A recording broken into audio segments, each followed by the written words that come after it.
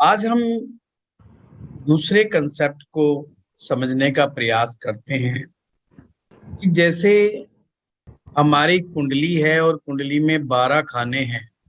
तो इसको आप ऐसे समझो जैसे हमारा अपना कंट्री, हमारा देश, और देश में राज्य होते हैं। कुंडली को ऐसे समझो कि ये एक ऐसा देश है जिसमें 12 राज्य है और हर राज्य की अपनी एक अलग कल्चर है, अपनी अलग भाषा है और वहां का एक अलग अपना मुखिया है।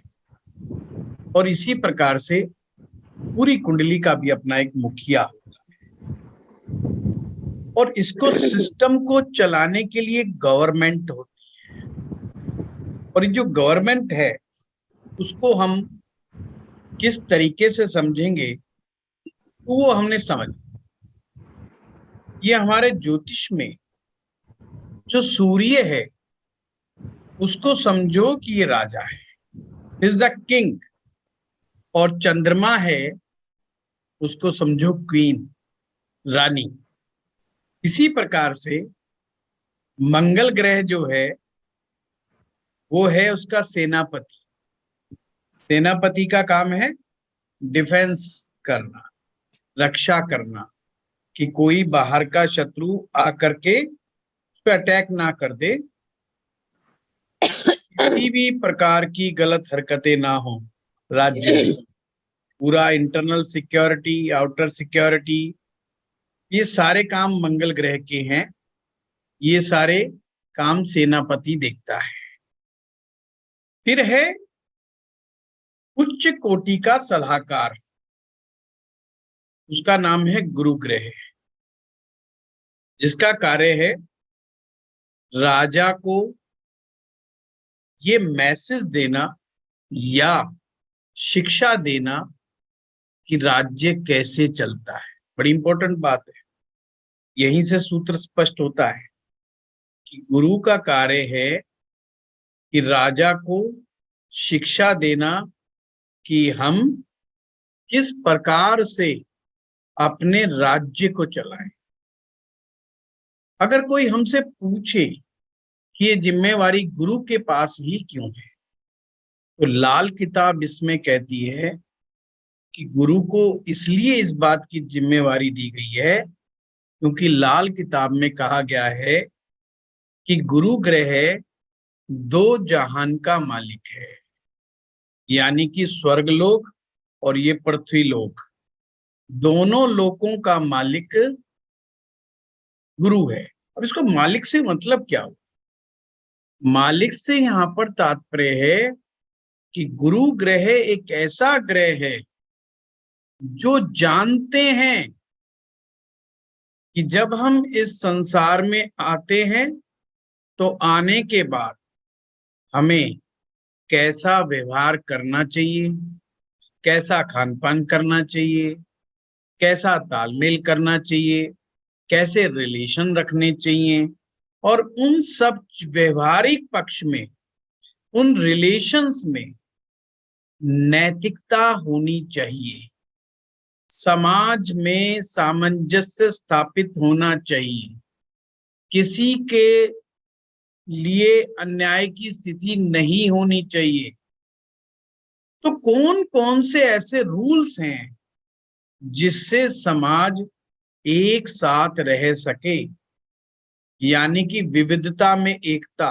अलग अलग प्रकार के प्राणी हैं फिर भी एक समाज में वो कैसे रहें, उस बात के लिए जो कानून बनाए जाते हैं, जो कानून लिखे जाते हैं, उस बात की सलाह बृहस्पति ग्रह देते हैं। किसको देते हैं? सूरज को देते हैं।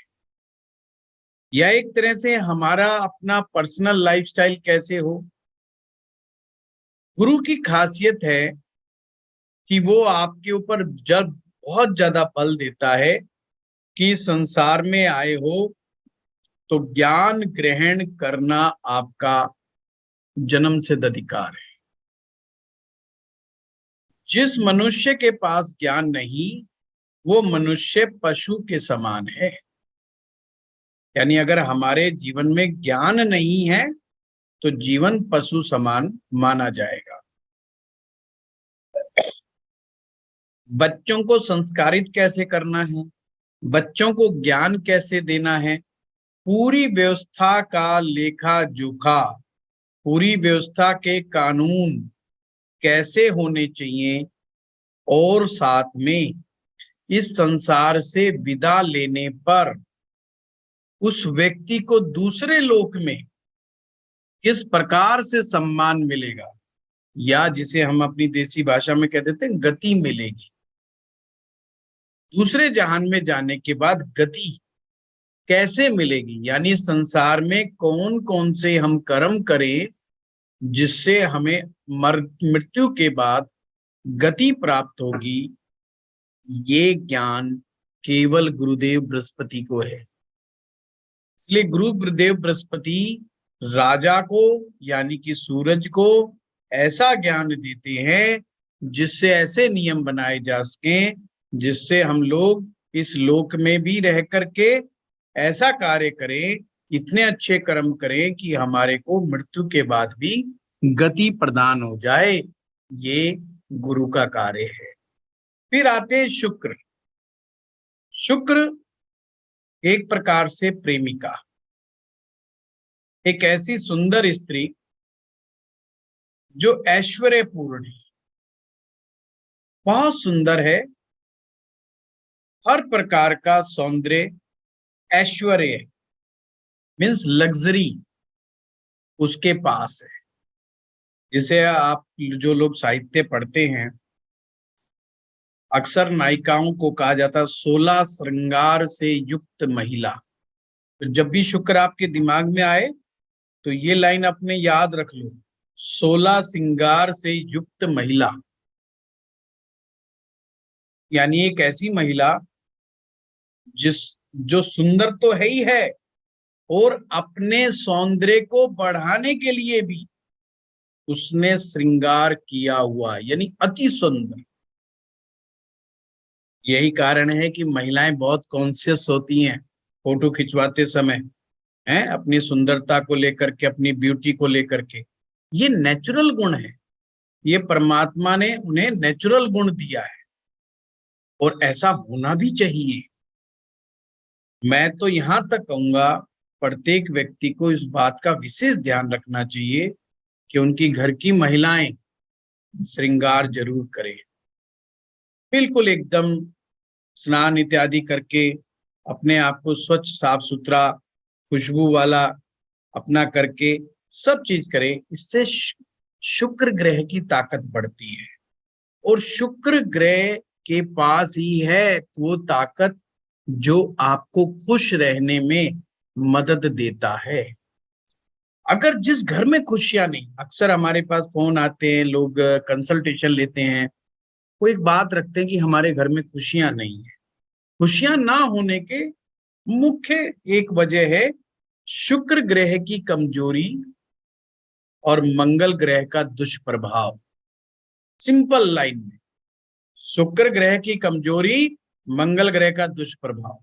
मंगल लड़ाई झगड़ा करवाएगा, शुक्र की कमजोरी जो है उन्हें खुश नहीं रहने देगी। और ध्यान रखिएगा कि ज्योतिष में ना रिपीटिशन बहुत होता है, एक एक बात बार बार बार बार बार बार आएगी। अगर कभी कोई बात मिस भी हो जाए तो चिंता मत किया करो, कोई चीज वो वापस घूम फिर करके आएगी ही आएगी। ये अभी बेसिक चल रहा है और इन्हीं आधार के ऊपर ज्योतिष चलता है। बस जो मैं आपको मेमोरेबल पॉइंट्स बताता हूं ज्योतिष में, क्योंकि जब आप किसी की कुंडली देखेंगे तो आपको अक्सर वही बात याद रहेगी जिन बातों में हुक होगा, एकदम तुरंत दिमाग में रहेगी और तुरंत आप उन्हें कहेंगे या कुंडली को समझ जाएंगे तुरंत। तो वो चीजें जरूर याद रखें। तो शुक्र का संबंध सुंदरता से है। अब ये राज्य की सुंदरता का मतलब कि एक ऐसा राज्य जिसमें सुंदर झीलें हों, सुंदर सुंदर सड़कें हों, बड़े बड़े उद्यान हों, देखने योग्य बिल्डिंगें हों, पिकनिक स्पॉट्स हो, है ना, घूमने फिरने के बड़े अच्छे अच्छे साधन हो, लग्जरी हो, बड़े अच्छे अच्छे 5 स्टार होटल्स हो, ये जितने भी लग्जरियस 5 स्टार होटल्स होते हैं, या वो घर जो लग्जरी से भरे हुए होते हैं, या कोई भी चीज जिसमें लग्जरी का सारा साजो सामान है, आपने समझना वो शुक्र है। अगर कोई भी चीज जो आपको रिलैक्सेशन देती है, चाहे वो फ्रेगनेंस है, आप जा करते हैं ना तेल मालिश करते हैं, कोई खुशबूदार तेल लगाते हैं और फिर सूंघते हैं, या अपने घर में कोई एरोमा लगा के बैठ जाते हैं, ये सब शुक्र है, सब वीनस है। वीनस आपके ब्रेन को रिलैक्स करता है और आपके मन में प्रेम का बीज अंकुरित करता है। जब आप रिलैक्स होते हैं तो ही आपके अंदर प्रेम पनपता है। बहुत ज्यादा फ्रस्ट्रेशन में, बहुत ज्यादा चिंताओं के समय में प्रेम नहीं उपजता है। प्रेम के उपजने के लिए भी अनुकूल परिस्थितियां चाहिए। इसका क्या मतलब है? इसका मतलब है कि शुक्र ग्रह यानी कि प्रेम, इसको अपना असर दिखाने के लिए कुछ विशेष परिस्थितियां चाहिए। लाल किताब इसके बारे में क्या कहती है? लाल किताब कहती है आपके घर में खाली जमीन, आपके घर में वो वाला कोना या वो जगह है जिसमें कच्ची मिट्टी है, जिसमें आप पौधे उगा सकते हैं, उन पौधों से फूल उपजा सकते हैं। इसलिए लाल किताब कहती है अपने घर में कच्ची जमीन जरूर होनी चाहिए। पर क्या करे भाई, अब मामला बदल गया। अब तुरंत स्टूडेंट कहेंगे कि साहब हमारे घर में नहीं, हम तो फ्लैट में रहते हैं, अब कच्ची जमीन कहाँ से लाएं? तो उनके लिए यही कहा जा सकता है कि उन्हें गमले लगाएं, अपने बालकोनी में गमले लगाएं, कच्ची मिट्टी जरूर रखें। कच्ची मिट्टी का संबंध जो है शुक्र से है। और यहाँ पर मैं स्पेशल बता दूं, वो वाली मिट्टी जिसमें पेड़ पौधे उगाए जा रहे हैं, खाली कच्चा मैदान नहीं, वो नहीं, है ना। क्योंकि मिट्टी का संबंध हमारे बुद्ध से भी हो जाता है, रेत का संबंध हमारे बुद्ध से भी हो जाता है, मिट्टी की बनी हुई चीजों का संबंध, हमारे गोलाईदार चीजों का संबंध हमारे जो है बुध ग्रह से भी हो जाता है। तो यानी मैं यहाँ पर वो पेड़ जिसमें पौधे उगते हैं उस जमीन की मैं बात कर रहा हूँ। तो ये होने से बेटर है। नंगे पांव अगर उस जमीन पे चलते हैं तो भी आपका शुक्र बेटर होता है। जो लोग बिल्कुल भी नंगे पांव जमीन पर नहीं चलते, उनका शुक्र वैसे ही कमजोर पड़ जाता है। गुरु आ गया तो हो रहा है ना। फिर है शनि ग्रह। शनि ग्रह है नौकर। शनि ग्रह है नौकर, यानी कि जितने भी सेवा कार्य हैं, जितनी भी प्रकार की सर्विसेज हैं, उस सभी कार्य करने के लिए शनि ग्रह का बहुत रोल है। यानी कि अगर कोई व्यक्ति नौकरी करता है तो नौकरी को देखने के लिए शनि ही मोस्ट इंपॉर्टेंट प्लेनेट है। ये मैं बता दूं, किसी भी प्रकार का सेवा कार्य, नौकरी, चाहे वो नौकरी सरकारी हो चाहे नौकरी प्राइवेट हो, उसके लिए शनि ग्रह ही रेस्पॉन्सिबल है। यानी कि लाल किताब कहती है कि शनि ग्रह को जिम्मेवारी दे दी गई कि सभी की रोजी रोटी का ख्याल रखना है। क्या शनि को क्या जिम्मेवारी है? कि सभी की रोजी रोटी का, सभी के रोजी रोजगार का ख्याल रखना है। वो ख्याल शनि ग्रह रखेंगे। अब देखो ज्योतिष कितना आसान है। अगर किसी का शनि खराब है तो अभी आप तुरंत बोलेंगे, अगर किसी का शनि खराब है तो किस पर इम्पैक्ट पड़ेगा उनकी लाइफ में? रोजी रोटी पर। रोजी रोटी वेरी गुड, कामकाज पे, कामकाज पे, उनके रोजगार के ऊपर, उनके रोजगार में तकलीफें आएंगी, उनको नौकरी रोजगार में प्रॉब्लम आएंगी। बस सिंपल। अगर कहीं भी कभी भी कुंडली में ये देखना पड़ जाए और शनि जितना अच्छा होगा उतनी रोजी रोजगार में बरकत होगी, फायदा होगा, व्यापार में तरक्की, उन्नति सब होगा। सिंपल। तो ये कार्य शनि देव के पास है। शनि देव के का एक और कार्य है कि उन्हें ये भी देखना है जो भी बदमाशी करे दंड देना संभालना है। दंड अधिकारी है वो। 11वें भाव में शनि की अदालत लगती है। 11वें भाव में शनि की अदालत लगती है। वो मैं जब भाव कराऊंगा भी उन भाव में बताऊंगा वहां पर शनि ग्रह और बृहस्पति दोनों मिलकर के अपनी अदालत चलाते हैं और वहां पर फैसला होता है कि कौन गड़बड़ कर रहा है कौन नहीं कर रहा है। तो जो लोग गलत कार्य करते हैं उनको शनि ग्रह दंड देते हैं। और दंड किसके द्वारा देते हैं? शनि के दो चेले हैं, राहु और केतु, वो उन्हें भेज देते हैं, जाओ पकड़ के लेके आओ, उन्हें अरेस्ट करके लेके आओ, हमारी अदालत में पेश किया जाए। फिर उनको सजा सुनाई जाती है और फिर जेल में भेज दिया जाता है। जेल राहु राहु वाली जगह 12वें भाव में भेज दिया जाता है। जाओ इनको बंद रखो, समाज से थोड़ी दूर, थोड़े समय के लिए अलग रखो और इनके को सुधारा जाए, इनको चेंज किया जाए ताकि दोबारा से हम समाज में शिफ्ट कर सके। इसलिए इनको सबक लगे कि नैतिक कार्य ही करने चाहिए।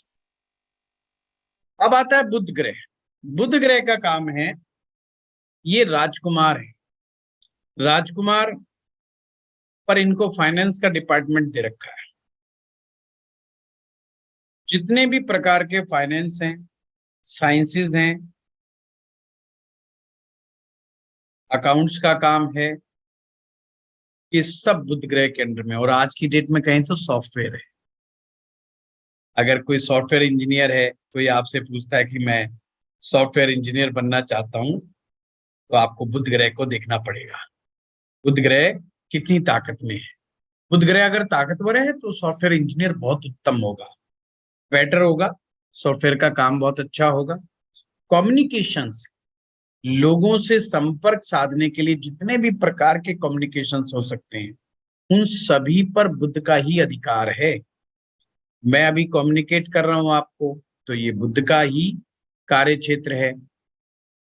हम एक देश से दूसरे देश में सूचनाएं पहुंचाते हैं। एक सूचनाएं जितनी भी हैं, इंफॉर्मेशंस जो हैं, इंटरनेट पे जो आपको इंफॉर्मेशंस मिल रही हैं, इंफॉर्मेशंस, ये आईटी का काम, ये सब मरकरी से रिलेटेड है। दीपक गाला जी कह रहे हैं राहु फॉर टेक्नोलॉजी। दीपक जी, राहु का कार्य है इंफॉर्मेशंस को इकट्ठा करना। राहु इंफॉर्मेशंस को इकट्ठा करता है। जैसे आपका गूगल जो है आपके पास, अपने पास बहुत सारी इंफॉर्मेशन इकट्ठी करके रखता है, पर वो इस बात की कोई गारंटी नहीं लेता कि कौन सी बात सही है कौन सी बात गलत है। योगेश जैन जी लिख रहे हैं राहु, कोई बात नहीं, अभी और समझ आएगी। राहु इन्होंने लिखा है शेयर मार्केट की ट्रेडिंग। शेयर मार्केट के ऊपर भी मरकरी का ही अधिकार है। चलो अभी वो बहुत आगे की बातें आ जाएंगी, अभी हम नहीं जाते हैं, अभी आपका पूरा चैप्टर करवाते हैं। अक्सर मैं यही गलती कर जाता हूँ, मैं घुस जाता हूँ, बहुत लंबा चला जाता है, एक छोटा सा टॉपिक भी बहुत बड़ा हो जाता है। शेयर मार्केट, जितनी भी चीजों में फ्लैक्चुएशंस होते हैं, बहुत ज्यादा फ्लैक्चुएशंस वाली चीजें, वो सारी की सारी बुध है। जैसे कि फॉर एग्जाम्पल, हमारे शरीर में जितनी जितनी भी गोल गोल नस नाड़ियां हैं, हमारी ये वेन्स हैं, ये हमारे हाथों में वेन्स होती है ना। जैसे आयुर्वेद में आप वैद्याचार्य के पास जाते हैं तो वैद्य जो है यहाँ से पकड़ता है, वात का पित्त पता लगाता है, ये हमारी सारी नसें हार्ट तक जाती है। शरीर में जितने भी नसों का जाल है जो गोल नुमा है, गोल नुमा पाइप नुमा है, हमारी आंतें हैं जो सबसे बड़ी हैं, ये सब पर बुद्ध का अधिकार है। देखो एक सिंपल लाइन में बता दिया। और कमाल की बात आप जान के हैरान होंगे, ये सब हिलती रहती हैं, कुछ पता चलती है कुछ नहीं, ये वाइब्रेट करती रहती है। मरकरी, बुध का नाम ही मरकरी है। मरकरी मैंने पारा, पारा भी जो है ना बहुत जल्दी टेम्परेचर से अप डाउन होता रहता है। तो हमारी पल्स रेट हमेशा, छोटे मोटे विचार से ही हमारी पल्स रेट ऊपर नीचे हो सकती है। कुछ लोग तो ऐसे होते हैं, डॉक्टर की शक्ल देखते हैं उनकी पल्स रेट ऊपर नीचे बढ़ जाती है ना, या अस्पताल में जाते ही पल्स रेट ऊपर नीचे हो जाती है, या कोई भयावह स्थिति देख के ही पल्स रेट ऊपर नीचे हो जाती है। तो जो भी बहुत छोटी से छोटी घटना के कारण भी अपनी स्थितियों में चेंज लेकर के आ जाए, वो बुद्ध से रिलेटेड चीजें होती हैं। एक छोटी सी घटनाएं हो जाए कि देश के अंदर फलानी त्रासदी आ गई, उसी समय शेयर मार्केट उठ जाएगी, उसी समय कोई ना कोई शेयर मार्केट के हालात खराब हो जाएंगे। कोई बड़ा नेता की डेथ हो जाए, कोई बड़ा इवेंट हो जाए, और कोई अच्छी घटना हो जाए तो शेयर मार्केट उछल जाएगा। तो मरकरी का से संबंध है। चलिए, राहु ग्रह। अब लोग अंदर ही अंदर क्या खिचड़ी पका रहे हैं, और जो विरोधी गुट है वो क्या सोच रहा है। एक गुट है जो सरकार के खिलाफ भी रहता है हमेशा, अगेंस्ट द गवर्नमेंट। तो गवर्नमेंट क्या करती है, खुफिया विभाग रखती है अपना। वो कहती है पता करो हमारे खिलाफ कौन कौन साजिश रच रहा है, उनको पकड़ के लाना, उनको भी पकड़ना, उनका भी पर्दाफाश करना। जैसे हमारे यहाँ पर भी है, हर देश अपना एक खुफिया विभाग रखता है जो खुफिया जानकारी जुटाता है। तो वो कार्य है राहु का।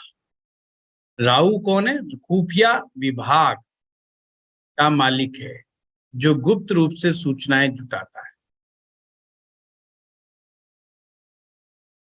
इसीलिए इसे कई बार बहरूपिया ग्रह भी कह दिया जाता है। ये रंग बदलने में बड़ा माहिर होता है, अपना रंग रूप बदलने में बड़ा माहिर होता है। जिन लोगों की कुंडलियों में राहु बहुत अच्छा होता है वो गुप्त सूचनाएं एकत्रित करने में बड़े एक्सपर्ट होते हैं। यानी कि चुप रह करके, विपरीत परिस्थितियों में चुप रह करके इंफॉर्मेशन इकट्ठा कर सकते हैं। साधु के साथ बैठेंगे साधु सी बात, और शराबी के साथ बैठेंगे शराबी सी बात। तो दोनों ही तरह की बातें करने में वो एक्सपर्ट होते हैं। वो राहु का खेल है। फिर है केतु। केतु है पहरेदार, फकीर, साधु, संत।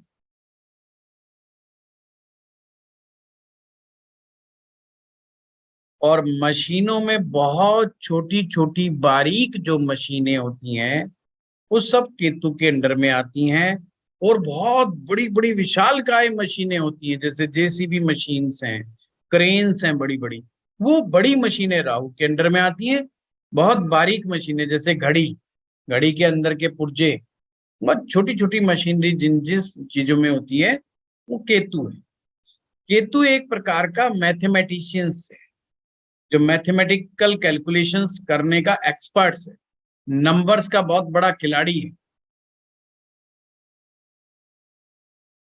पर लाल किताब कहती है केतु ग्रह ही है जो संतान पैदा करने में सक्षम है।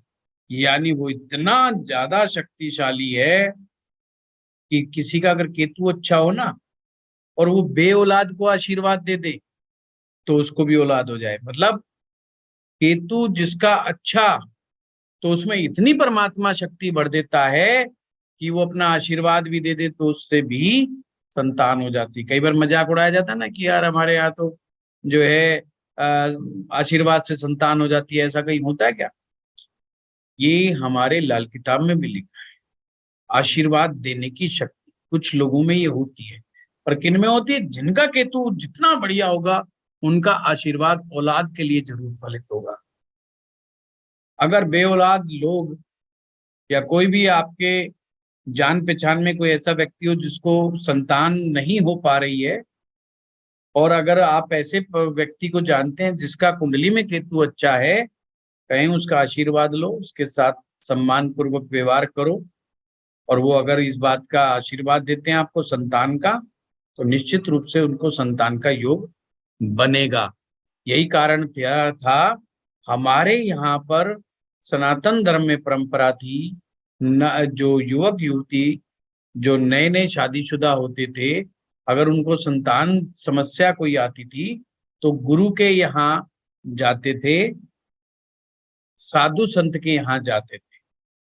जो साधु संत है, मैं फिर से कह रहा हूं, वही केतु है। साधु संत है, केतु है। या अगर वो साधु नहीं है तो मैथमेटिशियंस है। तो आप इस तरीके से देखेंगे तो आप उन लोगों को फायदा कर सकते। देखिए, आगे आगे मत लिखिए, आप अपने ज्ञान को, मैंने कल भी एक कहानी सुनाई थी, है ना? अभी सास मैं ही हूँ क्लास में। अगर क्लास में मैं किसी को मना करूंगा या हाँ करूंगा तो मैं ही करूंगा, है ना? अब मैं किसी को केतु को अकल्ट मानूं या ना मानूं, अभी मेरी ही रेस्पॉन्सिबिलिटी है। ठीक है? अभी थोड़े समय के लिए मुझे सास समझ लो, जो मैं कहूँ घर में वही चलेगा, है। वह बाद में कुछ भी समझते रहना मुझे, ठीक है। थोड़े समय के लिए झेल लो मुझे, थोड़ी देर के लिए, है। शायद कुछ बढ़िया भी होगा, ऐसी बात नहीं। कई मिसकंसेप्शंस हैं, वो दूर होंगे आप लोगों के। किसी ने ग्रुप में भी लिख के दिया था, या मेरे पता नहीं पर्सनल पे आया था, मुझे याद नहीं, कि जो मिसकंसेप्शंस हैं ज्योतिष के अंदर, उसको दूर करना, है ना। कुछ चीजें किसी नंबर्स के हिसाब से कोई चीज बताई जाती है, वो अलग मायने में हो जाती है। अगर हम केतु की बात करें न्यूमरोलॉजी में, तो नंबर 7 है, नंबर 7 को रहस्य का नंबर कहा जाएगा, फिर वहां पे अकल्ट का हो जाएगा। हमारे ज्योतिष में अकल्ट अष्टम भाव से आता है, 8वें भाव से आता है। क्लियर हुआ। और आपको तो कुंडली प्रेडिक्ट करना है। कुंडली प्रेडिक्ट करने के लिए थोड़े थोड़े तो नियम कानून अलग होंगे ना। हर घर के नियम कानून थोड़े थोड़े अलग होते हैं। ऐसे ही थोड़ा थोड़ा साइंस में बहुत सारा तो सामान्य चीजें होती हैं, बहुत सारी चीजें तो सामान्य चीजें होती है, सब में बराबर होती हैं, पर कुछ चीजों में अंतर होता है। ठीक है। आप एक पंजाबी के घर में खाना खाएं, एक ब्राह्मण के घर में खाना खाएं, और बनी के घर में खाना खाएं, और तीनों वेजिटेरियन, आप हैरान होंगे, तीनों के घर के खाने का स्वाद अलग मिलेगा, जबकि वो तीनों के तीनों वेजिटेरियन खाना खा रहे होंगे, हैं। समझ रहे हो ना। तो थोड़ा थोड़ा डिफरेंस हर एक में होता है। ऐसे ही लाल किताब में भी थोड़ा सा डिफरेंस है। मैक्सिमम चीजें आप रेखा के बारे में नहीं बताएंगे, बताएंगे वंदना जी। मैं थोड़ा सा पहले अपने ही नेचर के बारे में बता दूं आपको, ज्यादा बढ़िया है। देखिए, मैं जब पढ़ाता हूं तो मेरी दिली इच्छा रहती है कि मैं दिल खोल करके पढ़ा, और जब मैं दिल खोल करके पढ़ाता हूं तो उस समय मैं सीमाओं के बंधन में नहीं बनता। मुझे लगता है कि जो उस समय परमेश्वर मेरे पास भेज रहे हैं, जो उस समय मेरे अंदर विचार आ रहा है, जो मेरा 18 साल का ज्ञान, अब उसमें आप लोगों की किस्मत की क्या चीज निकल करके आ जाए, मैं वो का वो बोलने में बड़ा मजा आता है। दूसरी बात, कभी भी कोई विचार आ जाए, मैं जरूर रेखाओं के बारे में आपको बताता रहूंगा, बीच बीच में आता रहेगा। इससे क्या होगा, इंटरेस्ट बना रहेगा। रोज रोज रेखाओं के बारे में बताएंगे, मजा नहीं आएगा, है ना। आपने सुना रामायण के अंदर क्या होता है, कहीं रामायण का पाठ चल रहा हो, अक्सर लोग सो जाते हैं। कथा कहीं चल रही हो, अक्सर लोग सो जाते हैं। एक्चुअली में जिन लोगों को घर में नींद नहीं आती ना, वो कथाओं में जाते हैं, ताकि उनकी वहां नींद पूरी हो सके। कहीं प्रवचन चल रहे हो, कहीं भागवत चल रही हो, है ना। हाँ, और अगर लग्जरी पीछे गद्दा गुद्दा मिल जाए ना, तो पक्की बात है, वो 2-1 घंटे के बाद वो धीरे धीरे धीरे धीरे अपने दूसरे ध्यान अवस्था में जाना शुरू कर देते हैं। कारण पता है क्या है? कारण एक यही है कि सबको पता है कहानी क्या है। अगर आप रामायण सुन रहे होंगे ना, तो सबको पता है अब क्या होने वाला है। अब रावण जो है सीता को उठा के ले गया है, अभी अशोक वाटिका में पहुंच गया है, अब ये होगा, अब ये होगा, और लास्ट में रावण मारा जाएगा। उन्हें शुरू से लेकर एंड तक वहां बैठने वाले को सब मालूम। पर मैं एक ऐसा कथाकार हूं जो बीच बीच में ट्विस्ट पैदा कर देता है, जिससे नींद खुल जाती है। अरे, ये तो हमें पता ही नहीं था, ये कहाँ से आ गया? अरे, ऐसा भी था क्या? ये तो हमने सुना नहीं भाई, ये कैसे आ गया? एकदम फिर दिमाग तेजी से चलने लग जाता है। तो मैं बिल्कुल हूबहू कराऊंगा, तो थोड़े समय बाद आपको भी नींद आने लग जाएगी, चाहे मैं कितना भी अच्छा करवा लूं। ये इंसान की टेंडेंसी है, इसमें आप लोगों का कसूर नहीं है ना। तो मैं बीच बीच में लाता रहूंगा, जब आपको लगेगा अरे यार अब ये नहीं बता रहे पामिस्ट्री के बारे में, फिर ये अचानक से पामिस्ट्री के बारे में एक सूत्र आएगा, फिर आप कह रहे वाह, ये तो आज नया आ गया, है ना। बस पढ़ते रहिए। अपने सिर का खोपड़ी का ढक्कन जो बुध है, इसको अपना सीधा करके रखिए, कि जो बरसात हो रही है वो बरसात के छींटे सारे उस बर्तन में ही पड़े, दाएं बाएं ना पड़े, उसका ही बस ख्याल रखिए। हाँ, और दिल खोल करके रखिए, आराम से एंजॉय कीजिए, टेंशन नहीं लेना हमारी क्लास के अंदर ना। बहुत बढ़िया। चलो, हम राहु केतु को समझ चुके हैं। हम अब इनमें से रिलेटेड अभी तक कोई बताया, कोई प्रश्न है तो बताइए, फिर मैं अगले हाउस कराने वाला हूँ। किसी का कोई क्वेश्चन सिर्फ इस बात से रिलेटेड, किसी का कोई डाउट हो तो बता दीजिए। नहीं है, वेरी गुड। चलो चलो, हम 12 भाव में अब शुरुआत कर रहे हैं। सबसे पहले ये समझें, हम इन भावों से, इन घरों से, इन खाना नंबर से आखिर क्या क्या चीजें देखते हैं, ये चीज हमें जरूर पता होनी चाहिए। जैसे कि आपका एक कॉलेज होता है, आप कॉलेज में, वहां पर एक प्रिंसिपल रूम होता है, वहां पे स्टाफ रूम होता है, वहां पर केमिस्ट्री की लैब अलग होती है, फिजिक्स की लैब अलग होती है, लाइब्रेरी अलग होती है, बायोलॉजी की लैब अलग होती है, पॉलिटिकल साइंस का विभाग अलग होता है। आपने देखा होगा कि हर डिपार्टमेंट अलग अलग बटा हुआ होता है, वो इसीलिए बांट के रखते हैं और ऊपर तख्ती लगा लेते हैं, यस ये यहाँ पर ये कार्य होता है, ताकि स्टूडेंट को दिक्कत ना आए। उसको तुरंत पता करना है कि कहाँ जाना है उसने, तुरंत वो वहीं पर पहुंचेगा जहां पर उसने जाना है, वो उस मार्ग को देखते हुए। अगर उसे केमिस्ट्री के लेक्चरर से मिलना है तो सीधा है वो केमिस्ट्री डिपार्टमेंट में ही जाएगा। अगर उसको बुक पढ़नी है तो वो सीधा लाइब्रेरी डिपार्टमेंट में ही जाएगा। इस चीज को समझने के लिए कुंडली के 12 भावों को समझना आवश्यक है। और जो व्यक्ति हाउस को यानी भाव को जितना गहराई से समझेगा, उतना ही अच्छा उसको ज्योतिष करना आ जाए। सिंपल सी बात है, ठीक है। मैं लाल किताब की भाषा को कम से कम इस्तेमाल करता हूं, तो कम से कम इस्तेमाल करने का तात्पर्य ये नहीं है कि मैं वैदिक ज्योतिष बताऊंगा। पिछले ग्रुप में थोड़ा सा कंफ्यूजन हो गया एक दो लोगों को कि अरे ये तो कहीं वैदिक ज्योतिष तो नहीं सिखाया जा रहा। अब समस्या ये है कि अगर मैं लाल किताब की भाषा बोलूंगा तो उसमें आप बहुत कंफ्यूज हो जाएंगे, तो उस लिए मैं इस्तेमाल नहीं कर रहा। आप कहेंगे तो मैं वो भी इस्तेमाल करके आपको बता दूंगा, अगर आपको अच्छा लगेगा तो मैं वैसे भी करा दूंगा, मुझे कोई फर्क नहीं पड़ता। मैं तो नहीं आपको सर वो तरीके बताना चाहता हूँ जो याद रखने में आपको मुश्किलात ना आए। मतलब मेरा प्रयास रहता है किसी तरह ना ये सूत्र मेमोराइज हो जाए। बजाय एक तरीका तो ये है कि मैं अपना लूं, चार्ट बनाऊं और अपना 12 भाव या कुछ भी XYZ बोलूं, जैसा किताब में है उसको थोड़ा सा एक्सप्लेन करूं, एलोबरेट करूं और जय सिया राम कह के निकल लूं। तो एक तो तरीका ये है, पर उसमें आपको याद करना पड़ेगा। वो तरीका गलत नहीं है, मैं किसी को यहाँ नहीं कहूंगा कि तरीका गलत है, पर उसमें आपको फिर बहुत मेमोराइज करना पड़ेगा, कोई हुक वाली बात नहीं आएगी।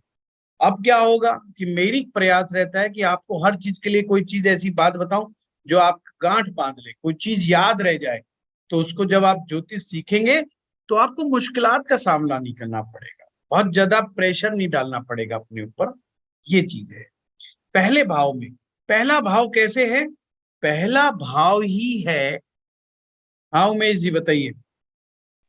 गुरुजी मेरा क्वेश्चन कल की क्लास में था, जैसे आपने बताया था कि ग्रह का मकान होता है और ग्रह की जमीन होती है। तो जैसे दूसरे घर में शुक्र की जमीन है और गुरु का मकान है, दोनों दुश्मन है एक दूसरे के, तो वहां पे किस तरीके से वो एक्ट करेंगे दोनों? वो उमेश जी में ऐसे तो मुझे लास्ट में बताना चाहिए, फिर भी मैं बता दूं, ये दुश्मन एक्चुअली में दुश्मन नहीं है, दोनों के दोनों गुरु हैं। एक राक्षसों के गुरु हैं, एक देवताओं के गुरु हैं। दोनों ही इंटेलिजेंट आदमी हैं, दोनों ही बहुत ही सभ्य, सुसंस्कृत और पूज्य ग्रह हैं। तो आप ये समझिएगा, ये दोनों आपस में बिल्कुल जब भी एक साथ होते हैं नहीं झगड़ा करते हैं। कभी भी किसी भी व्यक्ति की कुंडली में गुरु और शुक्र अगर एक साथ बैठ जाएं तो ये बहुत अच्छा योग है, गलत नहीं है, क्योंकि दोनों एक दूसरे का नुकसान नहीं करते। समझदार आदमी आपस में कितनी भी ईर्ष्या रखो अंदर से, पर जब आमने सामने मिलेंगे ना बड़े मुस्कुरा के मिलेंगे, झगड़ा नहीं करेंगे। झगड़ा तो मूर्ख आदमी करता है। मूर्ख आदमी कहेगा आज मिल गया, आज तो पीटे बगैर नहीं जाने दूंगा तुझे, आज तो मैं तेरी पिटाई करके ही छोड़ूंगा। तो ये मूर्खता के लक्षण। गुरु और शुक्र कभी ऐसा नहीं करते, अंदर से वो एक दूसरे के विरोधी है, उनका विरोध है, पर आंतरिक रूप से। आंतरिक किसका?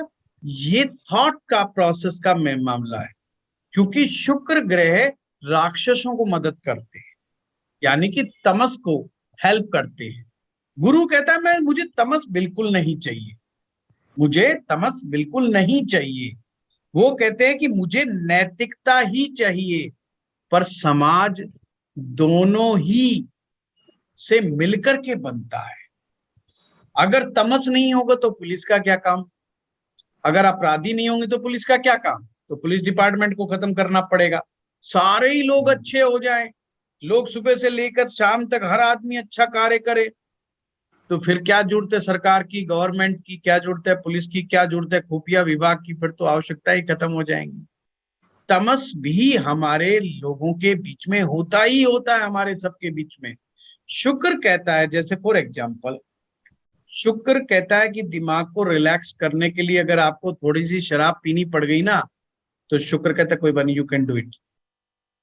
समझो बात, क्योंकि यू कैन डू इट, क्योंकि आप रिलैक्स हो जाओगे। पर जुपिटर कहता है नो एंड नेवर। आप औषधि तो ले सकते हो, वो भी हर्बल तो ले सकते हो, पर शराब नहीं पी सकते। शराब पियोगे तो साहब धर्म भ्रष्ट हो जाएगा आपका। ये तो बिल्कुल ही एक्सेप्टेड चीज नहीं है। शुक्र कहेगा ऐसा है भाई, देखो इस धरती लोक पर आए हैं ना, तो पहला उद्देश्य ये है कि एंजॉय कैसे करना, ये देखिए।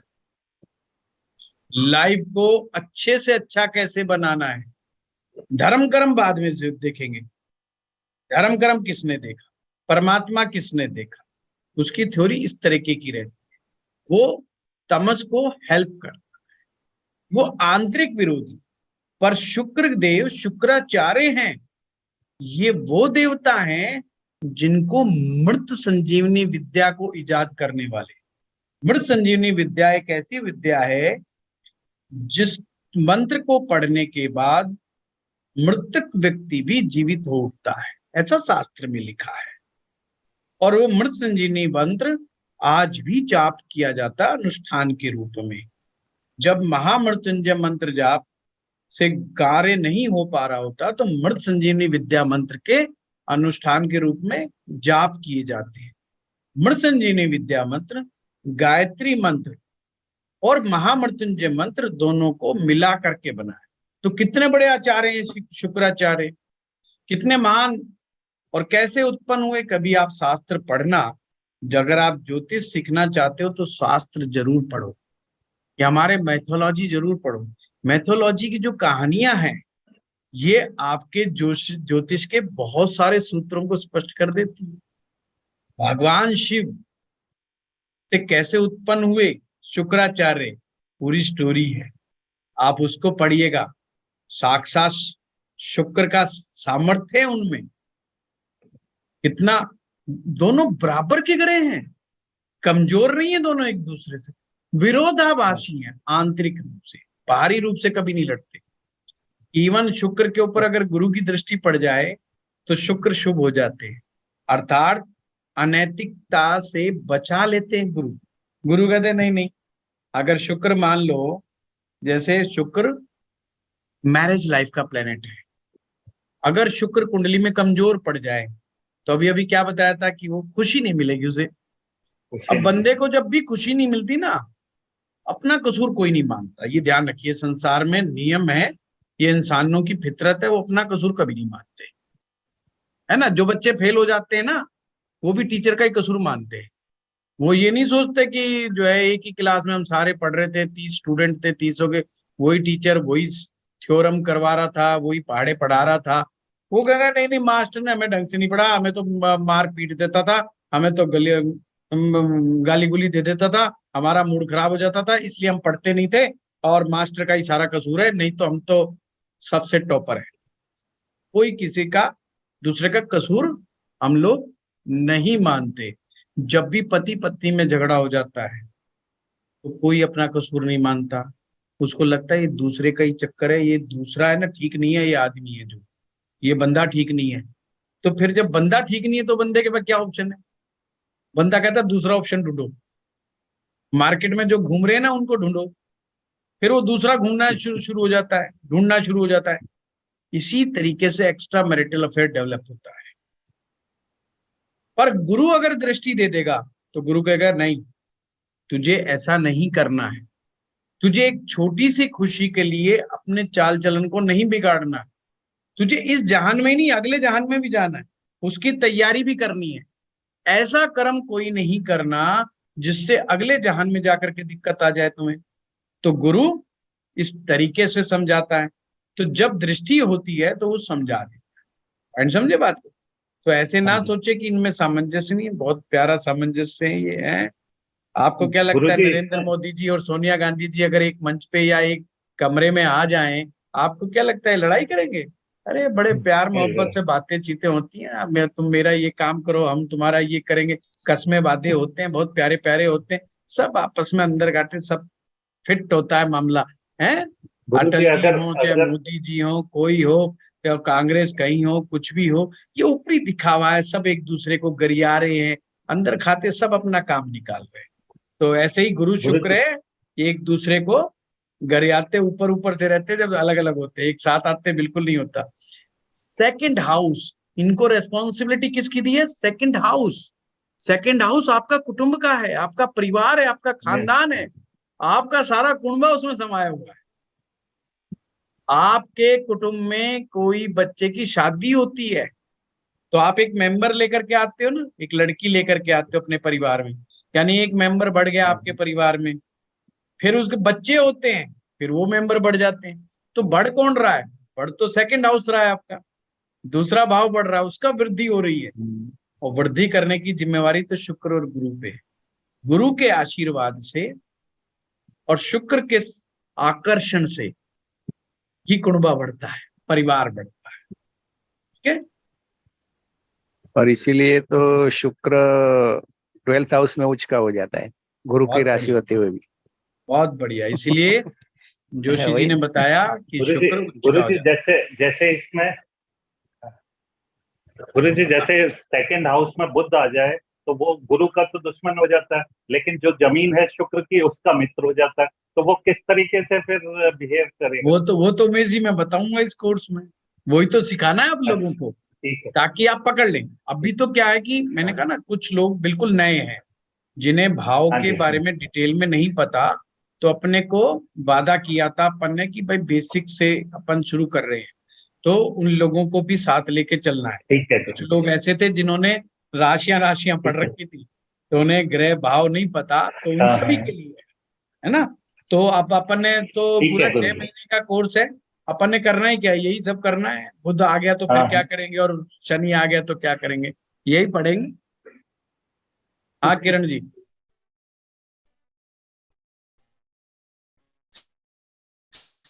हाँ किरण जी। ठीक है गुरुजी। सर, अभी आपने बोला गुरु जो है शुक्र जो है वो दानों के गुरु हैं। फिर कई जगह हम उसको फीमेल क्यों बोलते हैं? बोलने में अभी एहसास मैन का हो रहा था।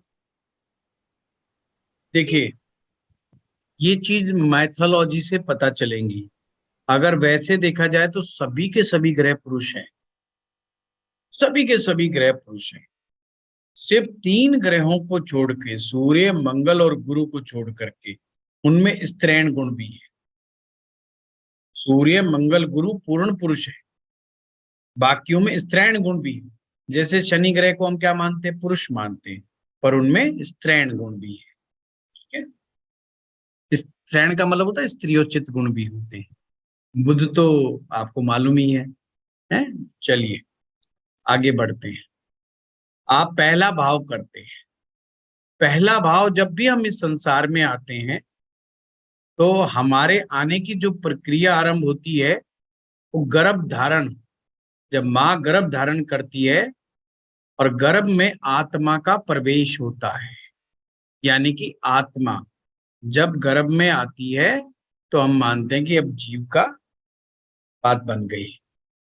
तो पहले भाव का संबंध हमारी आत्मा से है, हमारी सोल से है, और हमारे शरीर से है, हमारे रंग रूप से है। हमारा शरीर कैसा होगा, कैसा रहेगा, अच्छा बुरा, हेल्दी अनहेल्दी, ये सब पहला भाव डिसाइड करेगा। पहला भाव ही है जो हमें बताता है कि हमारी सोच कैसी होगी, हमारा थॉट प्रोसेस कैसा होगा, हम जिंदगी में कितना राइज करेंगे, पूर्व जन्म में हम अपने साथ कौन सा खजाना साथ में लेकर के आए, हमारी बुद्धि,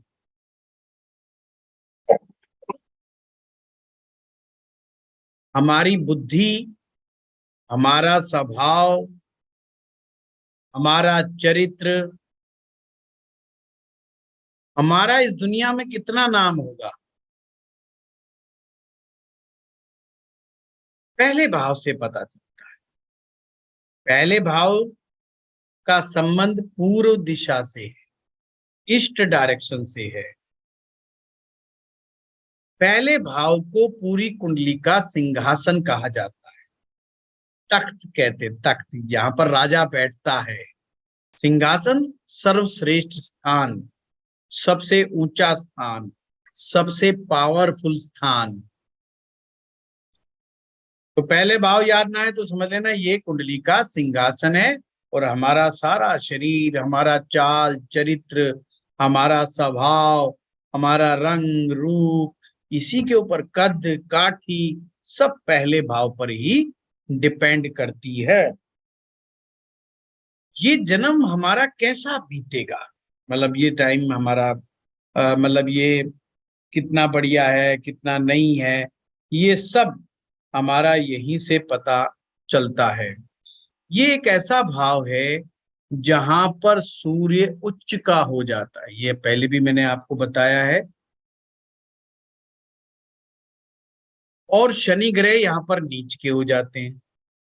तो अब हमें सूत्र लाल किताब के हिसाब से ही समझना होगा। सूर्य उच्च का, शनि नीच का, और मंगल का ये खुद का अपना घर है। वास्तु के अनुसार हमारे घर की जो चार दीवारी होती है, हमारे घर की जो चार दीवारी है, उसका संबंध भी पहले भाव से है। तो कैसे समझेंगे? अगर जिसका पहला भाव अच्छा, उसकी चार दीवारी बहुत अच्छी होगी। चार दीवारी का मतलब होता है मजबूत होंगे। आपने गरीबों के घर देखे होंगे, गरीबों के घर में क्या होता है कि चार दीवारी भी होती है, वो कहीं से टूटी हुई होती है, कहीं से प्लास्टर उतरा हुआ होता है, कहीं पर गेट अच्छा नहीं लगा होता, कई जगह ऊंचा नीचा होता है। और गांव में जाकर के देखेंगे तो कोई दीवार ऊपर है, कोई दीवार नीचे है, कोई समरूपता नहीं है, कोई उसमें डिजाइन नहीं है, कोई उसमें अच्छी पेंटिंग्स नहीं है, मजबूती नहीं है, कच्ची ईंटों की बनी हुई है, गारे मिट्टी की बनी हुई है। ये क्या चीज है, ये क्यों है? इसका सीधा सीधा मतलब उनका पहला भाव कमजोर है। जिनका पहला भाव मजबूत होगा उनको की चार दीवारी बहुत मजबूत होगी। कि दीपक गाला जी कौन है? दीपक गाला जी, आप महान विद्वान व्यक्ति हैं, आप कैमरे पर नहीं है, मुझे दिखाई नहीं दे रहे। थोड़े समय के लिए शांति बना के रखें दीपक गाला जी। मैं मानता हूं कि आप हो सकता है एक बहुत विद्वान व्यक्ति हो, है ना, पर इस तरीके से ना लिखें कि कॉपर वायर, बाउंड्री वायर वगैरह, ये आप प्लीज इसमें ना स्टूडेंट कंफ्यूज हो सकते हैं। किसी दिन आपका हम जरूर लेक्चर रखवाएंगे, उस समय आप जरूर जो चीजें मेरे से छूट जाएं वो आप जरूर बताइएगा। तो हमारी जो चार दीवारी होती है, इसका संबंध पहले भाव से। ये ज्योतिष को प्रैक्टिकली समझने की आवश्यकता होती है कि आपका घर भी ये डिसाइड कर देता है, आपके घर की बनावट, आपके घर की मजबूती ये डिसाइड कर देती है कि आपकी कुंडली कितनी स्ट्रांग है, कितनी कमजोर है। आपके घर की लोकेशन, आप शहर की रेपुटेटेड इलाके में रहते हैं, कैसी जगह पर रहते हैं, या अथोराइज्ड कॉलोनी में रहते हैं, अनअथोराइज्ड कॉलोनी में रहते हैं, बहुत ही नामी ग्रामी बिल्डिंग के पास आपका घर है, या राजसिक बिल्डिंग के पास है घर, कैसी जगह पर है, पॉश इलाके में आपका घर है, इन सब बातों का असर बहुत ज्यादा आपके जीवन पर पड़ता है और उनका संबंध आपकी कुंडली से है। ये आप धीरे धीरे धीरे धीरे जब ज्योतिष में घुसेंगे तो आपको मालूम लगेगा। तो पहला भाव क्या है कि ये आपकी गद्दी है, आपका सिंहासन है, और इस सिंहासन को जो ताकत देने का कार्य करता है वो सप्तम भाव करता है, सातवां भाव। अगर सातवां भाव मजबूत होगा तो पहला भी मजबूत होगा। पहला भाव यदि मजबूत होगा, नहीं सॉरी, सातवां भाव, मैं दोबारा से रिपीट कर रहा हूं, पहला भाव की मजबूती सप्तम भाव पर डिपेंड करती है।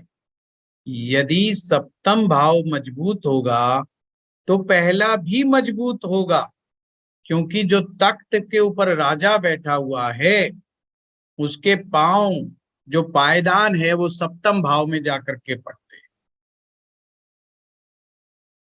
अब पांव रखने के लिए अच्छी जगह होगी तो बढ़िया होगा ना। यानी कि पांव के नीचे की जमीन जितनी ज्यादा मजबूत होगी, कहते हैं ना इसके पांव के नीचे से तो जमीन ही खिसका ली अगले ने, है राजनीति में होता ना कि पांव के नीचे से जमीन खिसका दी अगले की, है यानी कि उसको बेचारे को सत्ता से हटा दिया, तख्त से हटा दिया, उसको पावर से हटा दिया। जमीन खिसकाने का मतलब उसकी सारी ताकत छीन लिया, वो होता है। तो ये बड़ा प्यारा सूत्र है कि अगर जमीन जिस पर आप टिके हुए हो, जिस पर पांव रखा हुआ है, अगर वो मजबूत होगी तो आप भी मजबूत है। जिस जगह पे खड़े हैं वो जगह मजबूत है तो आप भी मजबूत खड़े हुए। तो सप्तम भाव जितना मजबूत होगा उतना ही पहला भाव मजबूत होगा, या ऐसा कह सकते हैं सप्तम भाव में बैठे हुए ग्रह पहले भाव को मदद देते हैं, उनको ताकत देते हैं पहले भाव। हाँ, नेट में कुछ गड़बड़ आ रही है, मुझे बीच बीच में अटक रहा है ये, है? चला गया नेट? नहीं सर, चल रहा है। आ रहा है इस समय सर, चल रहा है? स्टार्टिंग में अच्छा गड़बड़ अच्छा कर रहा अच्छा, है। हमारे यहाँ थोड़ा फ्लक्चुएशन हो रहा था तो इसलिए मुझे लगा कि चला ना गया। नहीं, अभी तो ठीक है, अब कह रहे ठीक है। अच्छा, नरेश जी कह रहे बीच में थी फ्लक्चुएशन। अच्छा अच्छा, मुझे लग रही थी कि कुछ ना कुछ गड़बड़ तो हो रही है ना, कि आवाज प्रॉपर नहीं पहुंच रही है। तो आप लोगों ने देखा कि पहले घर को किस तरीके से प्रश्न आ गया कि पहले घर में सप्तम भाव का दुश्मन हो तो बुध ग्रह गड़बड़ कर रहा है। ठीक बात है, वेरी गुड। हाँ, गड़बड़ तो हो रहा है, ठीक है,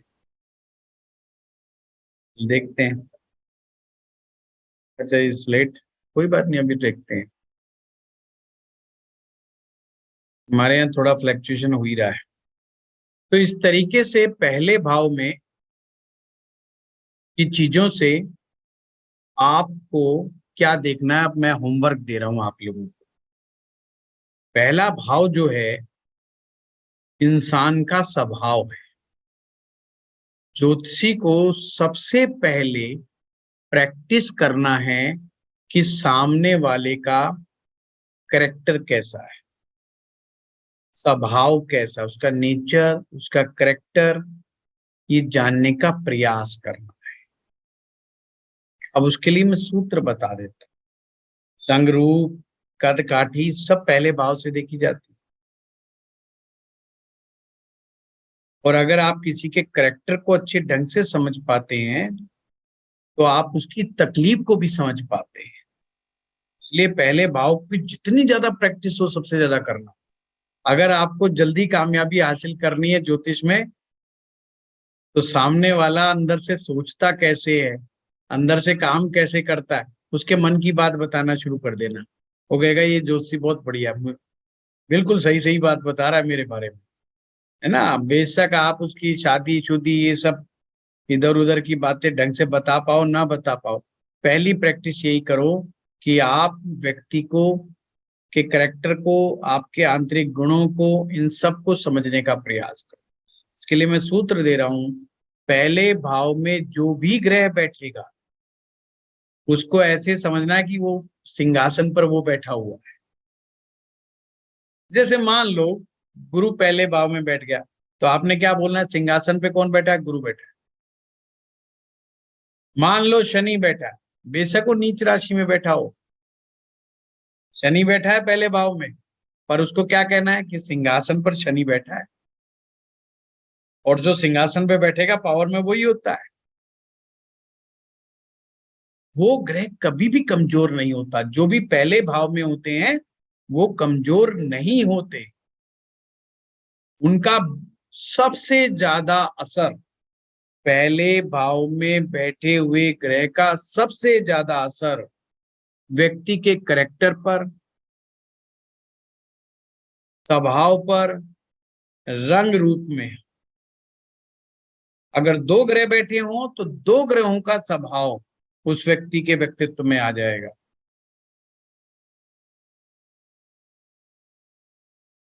स्वभाव को समझने के लिए, सूरज क्रूर है, गर्म प्रकृति का है। अगर किसी का पहले भाव में सूरज आ जाएगा, एकदम राजा वाले गुण आए, वो कहेगा मैं, मेरा और मेरा हुक्म, बस जो मैं कह रहा हूं वही सब ठीक है।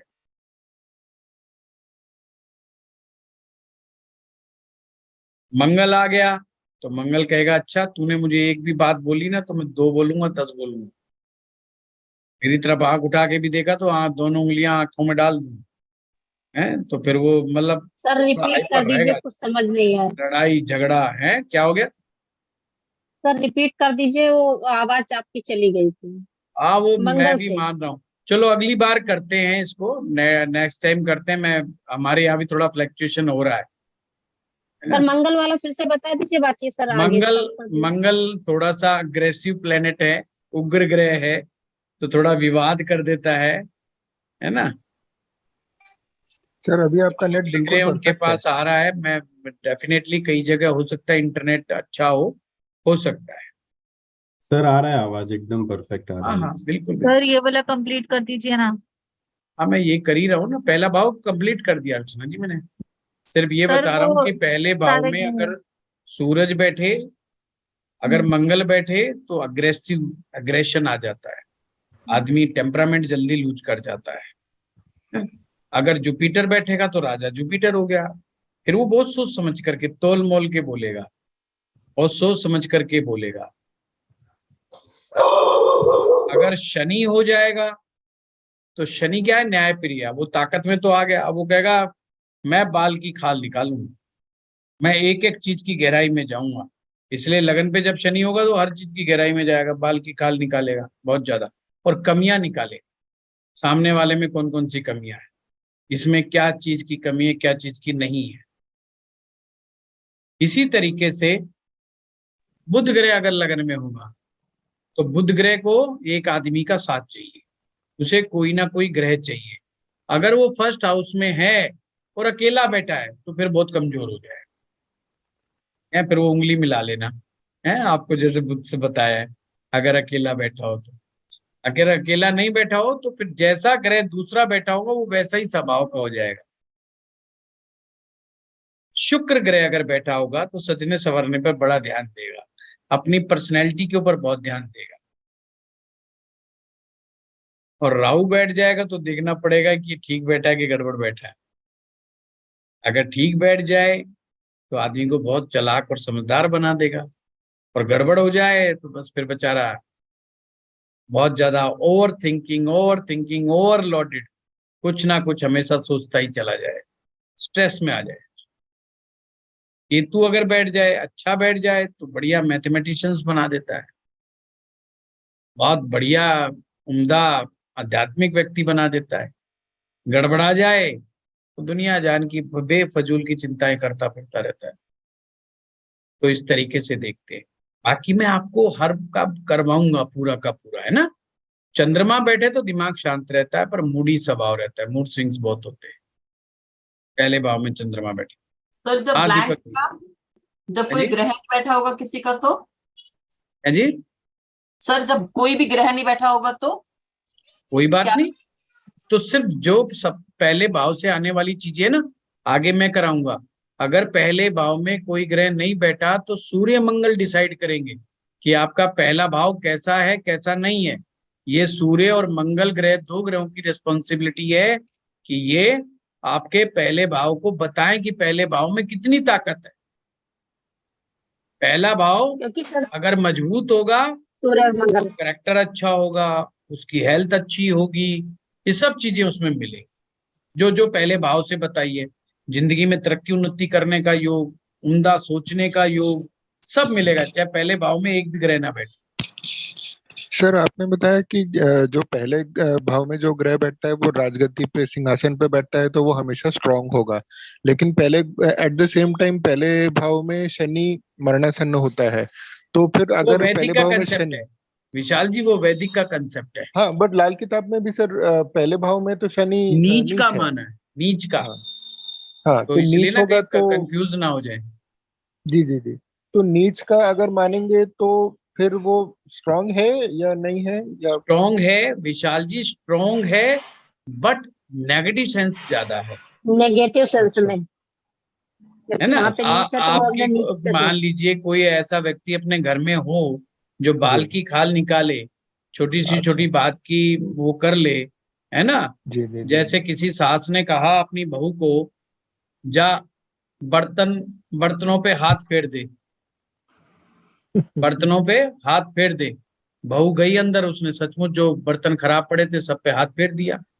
अब फेर के बैठ गई, वो बोली भाई हाथ फेर दिए, बोले बिल्कुल फेर दिए, सब पे एक एक पे फेर दिया है। उसने कहा अरे कैसे गए, बोले आओ बताओ, मैंने ऐसे ऐसे फेर दिया। बोले अरे बेवकूफ, मैंने तो कहा था धोने के लिए कहा था। बोले नहीं माता जी, धोने के लिए नहीं कहा था, आपने हाथ फेरने के लिए कहा था तो मैंने हाथ ही फेरे हैं। तो हर बात में वो बात को पकड़े, बात को शब्द को पकड़ ले, ये कहते हैं बाल की खाल निकालना, तो फिर वो मामला गड़बड़ हो जाए, है ना। कि कोई कहे कि दूध उबल रहा है, बहू को कहे कि बेटा इस दूध को निकलने नहीं देना है, बिल्कुल यहीं खड़े रहना है, कहीं जाना नहीं है, देखते रहना है, बिल्कुल दूध निकले ना। मैं सोचा ठीक है भाई। उसने बाहर रसोई का कुंडा लगा दिया, कहते अब देखती हूँ कैसे निकलता है। वो निकल गया थोड़ी देर में। बोले अरे, बोले भी क्या करें, निकल गया। कहते हैं माता जी आपने ये नहीं कहा था कि इस बर्तन से बाहर ना निकले, आपने कहा देखते रहे निकलना है? उन्होंने कुंडा लगा दिया उसने। तो इसे कहते हैं कि भाई शनि अपनी बात पे बिल्कुल फिट है, वो कहता है एक एक शब्द का हिसाब करूंगा मैं। तो अब ऐसे व्यक्ति के साथ क्या हो जाएगा, प्रॉब्लम हो जाएगी, रिलेशन में दिक्कत हो जाएगी, ठीक है ना। तो ये जी चीज है। सुबह वाइफ ने कहा शाम को आओ भिंडी बना के दूंगी, अब वो गई दोपहर में भिंडी नहीं मिली। अब लगन पे बैठा था शनि, अब बंदा नाराज बैठा है कि शाम को तो भिंडी नहीं मिल रही है। अब उसने तो बाल की खाल पकड़नी है ना, वो पकड़ के बैठा है, भाई भिंडी बोला था, प्रॉमिस किया था, अब क्यों नहीं है, इसका मतलब तुमने ये गलती करी, वो करी, फलाना करी, लगा रहेगा लगा रहेगा लगा रहेगा। तो सर समस्या जैसे हो जाएगी। गुरु और शनि एक साथ आ जाएं तो? थोड़ा सा असर कम हो जाता है शनि का, बस, है ना। लेकिन रहेगा पूरा वैसे पूरा ही, नहीं जाता, पूरा पूरा कमियां। नहीं जाता। अच्छा ठीक है चलिए। हाँ दीपक जी। सर प्रणाम गुरु जी। बुध प्रणाम। बुध मंगल फर्स्ट हाउस में रहेंगे तो? आगे कराएंगे दीपक जी, आगे कराएंगे, सबको कराएंगे ना, अभी टाइम हो गया है। ओके क्योंकि ये मैं सर, समझा जो ही रहा मैंने हूँ, वो मैं ना, देखिए हमारे लिए बताना मेरा तो काम है, रोज रात दिन यही बताता रहता हूँ, यही प्रवचन करते रहते हैं, सारा दिन कंसल्टेंसी चलती रहती है, तो हमारा तो काम ही यही है, ये कॉम्बिनेशन समझाना। पर मैं चाहता हूं कि आपको टेक्निक समझ में आए, कि जो सीखो उसका असर पता चल जाए, ये हुआ क्यों। अगर 43 दिन का उपाय है तो ये 43 दिन आए कहाँ से, साइलेंट रहो। ये क्यों आए, ये किस तरीके से आए, लाल किताब क्या सोचती है इसके विषय में, तो उसमें आपको फिर आनंद आएगा और मजबूत हो जाएगा आप ऐसे है ना। इसलिए मैं ये इस तरीके से करा रहा हूँ, है ना। तो ये चीज है।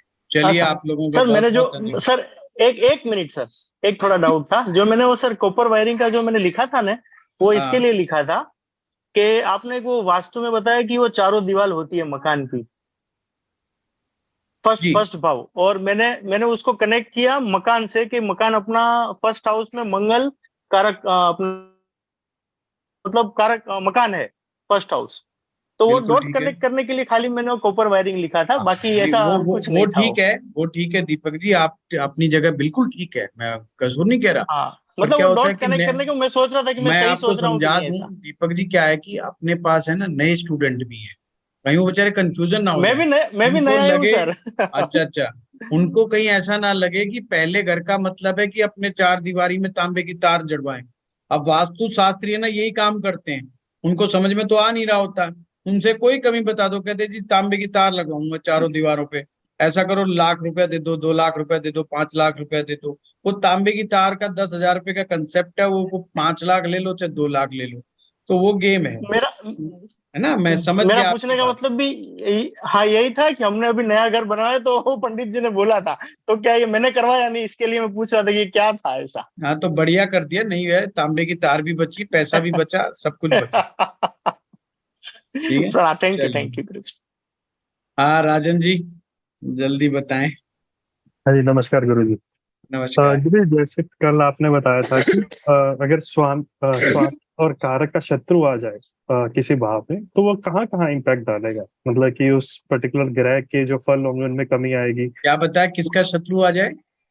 स्वामी और कारक का शत्रु बैठ जाए अगर उस भाव पे, हाँ जो वो उस आएगा, भाव का। चलेगा चलेगा, वो मैं आपको बड़े डिटेल से कराऊंगा, क्योंकि जो मेरी टेक्निक है वो बिल्कुल ही अलग टेक्निक है, आपको आनंद आ जाएगा। जैसे अभी उन्होंने पूछा था कि अगर पहले भाव में कोई ग्रह ना हो तो क्या होगा, तो बहुत अच्छी टेक्निक अपने पास, तो इनको याद हो जाएगा। नहीं, बहुत सारे स्टूडेंट इसी सोच में बेचारे परेशान हो जाते हैं कि फलाने घर में तो है ग्रह और फलाने में नहीं है, तो जिसमें नहीं है उसका क्या करे और जिसमें आ गया उसका क्या करे, तो वो दिक्कत नहीं आने देंगे। हाँ नरेश जी। सर वही 3 ग्रहों का कॉम्बिनेशन पूछना था, बट आगे अभी नहीं, अभी नहीं देखेंगे। होगा। हाँ कविता जी। प्रणाम गुरुजी। कल प्रणाम। आपने भाव बताए थे, तो छठे भाव का आपने नहीं बताया था, जमीन और मकान के बारे में, वो छूट गया था। बुध ग्रह, बुध ग्रह दोनों की जमीन है। हाँ, और तीसरे भाव में भी जब बुध की जमीन है, छठे भाव में भी बुध जमीन है, और केतु का मकान रहता है, इसे हेड ऑफिस भी कह देते हैं। ओके, पर मैंने छठे कल भाव में। राहु केतु को इन्वॉल्व नहीं किया था कल, ओके ओके गुरुजी, तो ओके जानबूझ के धन्यवाद। नहीं किया था।